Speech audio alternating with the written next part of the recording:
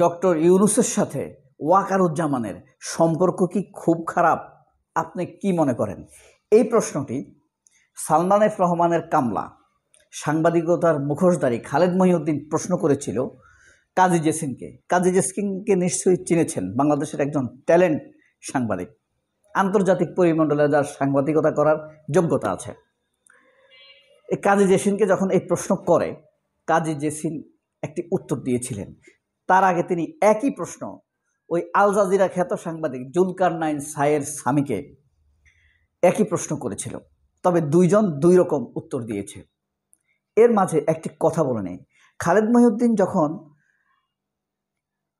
মুরগিদের কাছে ধরা খায়, খালেদ মহিউদ্দিন যাদেরকে আমন্ত্রণ করে তাদেরকে মুরগি মনে করে আমন্ত্রণ করে, তাদেরকে কিন্তু সাইজ করে, অপমান করে, যেটা পৃথিবীর কোনো সাংবাদিক করে না। আর যখন এই আমন্ত্রিত মুরগিদের কাছে খালেদ মহিউদ্দিন মাঝে মাঝে ধরা খেয়ে যায়, তখন সে তিনটি কথা বলে। যখন ওই অতিথিরা বা মুরগিরা তার সমবয়সী হয়, তখন বলে যে আমরা বন্ধুর মতো সমবয়সী, তখন আপনি বুঝে নেবেন যে ধরা খাইছে। অথবা সে বলবে আপনারা দুইজন আমার খুব প্রিয়, বুঝতে পারবেন যে ধরা খাইছেন। এবং অথবা বলবে আপনারা দুইজন আমার চাইতে অনেক বড় সাংবাদিক। এই তিনটা কথা সে বলবে ধরা খাইলে। এখন তখন ধরে নেবেন যে এ কোনো এক জায়গায় আটকে গেছে, ধরা খাইছে, এই কারণে সে এটা বলছে। তো কাজী জেসিনকে যখন প্রশ্ন করে যে আপনি বাংলাদেশের সাংবাদিকদের ব্যাপারে, সাংবাদিকরাও কি ফ্যাসিস্ট কিনা, এটাতে কি মনে করেন, তখন কাজী জেসিন রুয়ান্ডার উদাহরণ দিয়েছিল। রুয়ান্ডা এক টেলিভিশন স্টেশনের প্রধান বার্তা সম্পাদকের ফাঁসি হয়েছিল সাংবাদিক হওয়ার কারণ। সে তখন রাষ্ট্রের প্রেসিডেন্টকে বলেছিল আরও মারো, কবরগুলো এখনো ভরে নাই, অর্থাৎ আরও মানুষ মেরে ফেলো, কবর এখনো পড়ে নাই। আমাদের সাংবাদিকরা আরও ভয়াবহ, খালেদ মহিউদ্দিন আরও ভয়ঙ্কর। কারণ খালেদ মহিউদ্দিন আলী রিয়াজের সাথে একটা টক শোতে বলেছে যে ক্রসফায়ার দিয়ে মানুষ মারলে একটু সহজে অপরাধীরা দমে যায়, নইলে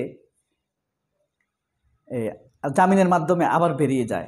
তখন আলী রিয়াজ বলেছিল এটা আপনার অবস্থান কিনা আমি জানি না, আপনি কিন্তু ফ্যাসিবাদের পক্ষে দাঁড়িয়ে যাচ্ছেন। তখন খালেদ মহিউদ্দিন কয় না না, আমি ফ্যাসিবাদের পক্ষে না। যাই হোক, তো এই দুটি প্রশ্ন যে জুলকারনাইন সায়ের এবং জেসিনকে করেছিল, তারা কি উত্তর দিয়েছিল? জুলকারনাইন সায়েরটা আগে বলি। সায়ের বলেছিল ওয়াকারের সাথে সম্পর্ক সেনাপ্রধানের, এই মিলোসেভিচ খুনি হাসিনার নিয়োজিত সেনাপ্রধানের সাথে, এটা আমি বলতেছি, মানে ওয়াকারের সাথে শেখ হাসিনার সম্পর্ক, ডক্টর ইউনূসের সম্পর্ক যথেষ্ট ভালো। দুজন হাসাহাসি করে, ঈদের আগে দেখা করেছে, মাঝে মাঝে সাক্ষাৎ করে, তারা হাসে, হ্যান্ডশেক করে, সম্পর্ক ভালো হওয়ার এটা সিমটম মানে জুলকারনাইন সায়েরের দৃষ্টিতে। এখন খালেদ মহিউদ্দিন তো আপনার হেফাজতের আমিরকে ডাকে এবং মাওলানা মামুনুল হককে ডাকে। এখন তারা কি খালেদ মহিউদ্দিনের প্রিয়? না, মুরগি। এখন ওয়াকার তো ইউনূসের সাথে দেখা করতেই পারে, তার মানে কি প্রিয়, তাদের সম্পর্ক ভালো? না। জুলকারনাইন সায়েরের এই কথা আমি বিশ্বাস করি না, আমি বিশ্বাস করি নাই, আমার বিশ্বাস হয় নাই। কাজী জেসিন বলেছেন কি যে এই ওয়াকারুজ্জামান ডক্টর ইউনূসকে প্রধান উপদেষ্টা হিসেবে মেনে নিতে চায় নাই, বুকে পাথর চাপা দিয়ে মেনে নিতে হয়েছে। এটা কিন্তু দুইজন উপদেষ্টা, ছাত্রনেতা, এনসিপি নেতা স্পষ্ট ভাষায় বলেছে। ওয়াকারুজ্জামান এটা চ্যালেঞ্জ করতে পারে নাই, অর্থাৎ ছেলেরা সত্য কথা বলেছে। আর কাজী জেসিনের কথাটা তো ছিল স্পষ্ট যে হাসলে, হ্যান্ডশেক করলে আর মাঝে মাঝে দেখা করলেই তো সম্পর্ক ভালো হয় না।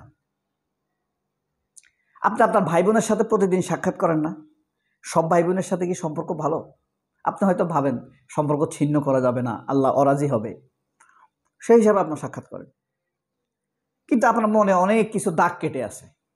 আপনার দুঃসময়ে বা অনেক সময় তারা সঠিক ভূমিকাটা রেখেছে কিনা, বা একটা সমস্যা, একটা কথা বললে হয়তো ভালোভাবে সমাধান হয়ে যেত, সেটা তারা করেছে কিনা, অথবা তাদের শুধুমাত্র একটা কথার কারণে আপনি অনেক ঝামেলায় পড়ে গিয়েছেন, এরকম হয় না? আপনার মনে দাগ কেটে আছে, কিন্তু আপনি সেগুলো ধরে সম্পর্ক ছুটে আসেন না। এর কারণ কি? স্বাভাবিক একটা মানে প্রটোকল তো থাকে, ফ্যামিলি প্রটোকল বলেন, প্রফেশনাল প্রটোকল থাকবে। ওয়াকারের সাথে ডক্টর ইউনূসের ব্যাপারটা এমনই। কিন্তু কাজী জেসিন যখন চমৎকারভাবে বলতেছিলেন, তখন কাজী জেসিনকে এই খালেদ মহিউদ্দিন থামিয়ে দিয়েছিল। আবার বলছে তখন যে আপনারা দুইজন আমার খুব প্রিয়, যদি এই কাজী জেসিন এবং জুলকারনাইন স্যার খালেদ মহিউদ্দিনের খুব প্রিয় হতো, তাহলে খালেদ মহিউদ্দিন ইন্ডিপেন্ডেন্ট টিভিতে এই দুইজনকে ডাকতেন। দুজনেই কিন্তু নিপীড়িত। অথবা ইন্ডিপেন্ডেন্ট টিভিতে ডাকলে হয়তো সালমান এফ রহমান কামড়াতো, সে তার চাকরি খেয়ে ফেলতো। কিন্তু সে যখন ডয়েসে ভেলেতে গেছে, তখন কি কাজী জেসিনকে কখনো ডেকেছে অতিথি হিসাবে? কোথায় অচেনা লোকদেরকে আমাদের সামনে এনে মানবাধিকার কর্মী হিসেবে দাঁড় করিয়েছে। ব্যারিস্টার সুমনকে আমাদের সামনে এসে তারুণ্যের আইকন হিসেবে দাঁড় করিয়েছে খালেদ মহিউদ্দিন। কাজী জেসিনের মতো একজন প্রাজ্ঞ অসাধারণ সাংবাদিক, আমি তাকে পছন্দ করি না, তবে সে যে অসাধারণ মেধাবী সাংবাদিক, তার যে গবেষণা আছে সাংবাদিকতা নিয়ে, এতে কোনো সন্দেহ নেই। জুলকারনাইন সাহেব আল জাজিরাতে, তার তো আমাদের জুলাই আন্দোলনে অসাধারণ অবদান আছে, এটা আপনি অস্বীকার করতে পারবেন? আমি পছন্দ করি না। তারা যদি প্রিয় হতো তাহলে ডয়েসে ভেলেতে তাদেরকে ডাকতো, কনক সারোয়ারকে ডাকতো, পিনাকিকে ডাকতো, মাহমুদুর রহমানকে ডাকতো না? ডাকতো। কিন্তু সে বখাটে, মোনাফেক, দ্বিমুখী। সে শেখ হাসিনার শোতে গিয়ে শেখ হাসিনাকে কিন্তু বলে আসছে, ম্যাডাম আমরা স্বাধীন সাংবাদিকতা করছি। শেখ হাসিনার ওখানে কাদেরকে প্রশ্ন করতে দেয় বুঝেন না?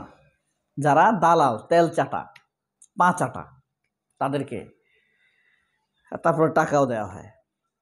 এরপরে আপনার তাকে আরও প্রশ্ন করা হয়েছিল শাহাবুদ্দিন ছুপ্পু, তার ব্যাপারে সংবাদ কেন মিডিয়া ছাপে না? মানে বলা হচ্ছে সরকার কি চাপ দিচ্ছে কিনা, এটা বুঝাতে চাইছে।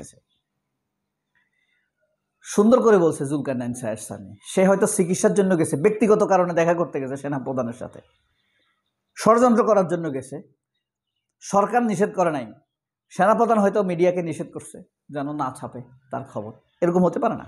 পারে। এখন কথা হলো স্বাধীন সাংবাদিকতা, এই শোটা ছিল স্বাধীন সাংবাদিকতা নিয়ে, বাংলাদেশের সাংবাদিকতা, মিডিয়া বা গণমাধ্যম স্বাধীন কিনা। যখন খালেদ মহিউদ্দিন ধরা খাইছে, তখন পাশ কেটে অন্যদিকে গেছে, ফৌজদারি অপরাধের দিকে গেছে, ব্যবসায়ীদের দিকে গেছে। যখন ধরা খাইছে তখন ছুপ্পুর দিকে গেছে, যখন ধরা খাইছে তখন ওয়াকারের দিকে গেছে, ইউনূসের দিকে গেছে। যখন এই কাজী জেসিন, জুলকারনাইন স্যার স্বামীর কাছে ধরা খাইছে, তখনই সে আপনার এই ইউনূসের দিকে গেছে, এনসিপির দিকে গেছে, জামায়াতের দিকে গেছে। তবে স্যারের একটা কাজে সম্ভবত খালেদ মহিউদ্দিন খুশি, সেটা হলো আসিফ মাহমুদের এয়ারপোর্টের ভিডিও যে প্রকাশ করছে, এটাতে খালেদ মহিউদ্দিন খুশি। এটা বিলিভ ইট অর নট, এটা এত শয়তান, এত ছোট লোক, এত নিম্ন শ্রেণীর, যে ইমাম বুখারী যে একটা হাদিস দিয়েছেন, বাণী দিয়েছেন, যে কি কি সিমটম দেখলে ধরে নেবেন আপনি একটা লোক, একটা শিশু বা একটা বাচ্চা জারস, হ্যাঁ, কিভাবে বুঝবেন? ইমাম বুখারীর একটা সিমটম আছে। অথবা জারজ মানতে কি, জারজ মানে তো এরকম হইতে পারে তার মা বেপর্দা ছিল, তারপরে জন্ম হয়েছে, অথবা আসলেই জারজ ছিল। আপনি কি কি সিমটম, এটা কিন্তু একটা প্রমাণ তথ্যসহ আছে। খালেদ মহিউদ্দিন থেকে আমি সেটা বলতেছি না, তবে সেই সিমটমগুলো তার মধ্যে আছে। যাই হোক, 15 বছরের কথা বলবেন না, এখন সাংবাদিকতার স্বাধীন কিনা এভাবে। তো যাই হোক, আচ্ছা আপনারা একটা উত্তর বলেন তো, খালেদ মহিউদ্দিন এনসিপির নেতাদেরকে দেখলে এত উগ্র হয়ে যায় কেন? তার চোখ মুখ ফেসিয়াল এক্সপ্রেশন খিঁচে বানর, কুকুর, শুকুরের মতো হয়ে যায় কেন? এই উত্তরটা কি আপনারা দিতে পারবেন? সবাই অনেক ভালো থাকবেন। আল্লাহ হাফেজ, আসসালামু আলাইকুম।